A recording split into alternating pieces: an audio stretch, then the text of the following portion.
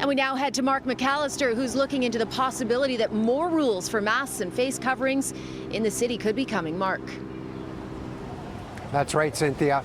Mayor John Tory reaching out to apartment building owners and condo boards, trying to get them to institute mandatory mask policies to help keep residents safe. The city's authority to do so on its own is limited, and so it's reaching out to others to try and get those rules in place first.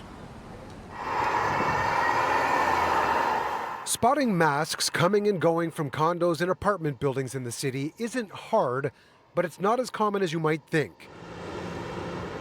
That's why City Hall wants even more rules in place, asking owners and managers for now to make sure tenants are covering up while in common areas. Our ability to both legislate that and, as you pointed out, to enforce it with the hundreds and hundreds of buildings is limited in both cases, both the legislative authority and the enforcement. And so it would be way better if the residents, again, just spoke to the landlord and said, look, we want this policy. This is for each other's health and safety. So let's get on with it. It's not that complicated. Many buildings have signs encouraging social distancing and recommendations for masks, but few have made face coverings mandatory. Before enacting any bylaw, like the one requiring masks in any public indoor space in Toronto, the city wants to once again launch an educational campaign.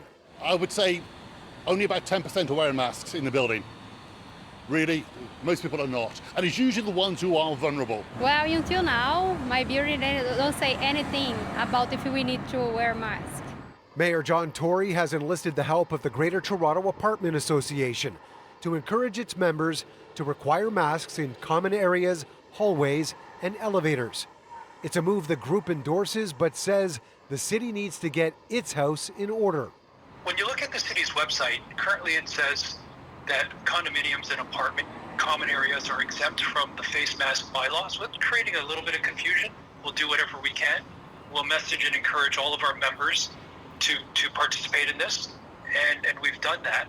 While many property owners and management companies may support the idea and will encourage residents to use masks, enforcement is another matter.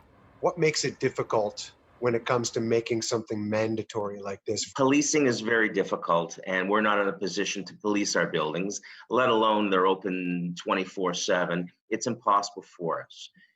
It's a very small percentage of our tenants that we see aren't wearing masks, and we find it much more comfortable just to speak to them. The hope being that encouragement, education, and a little bit of common sense will be enough to spark a few more masks in buildings shared by so many.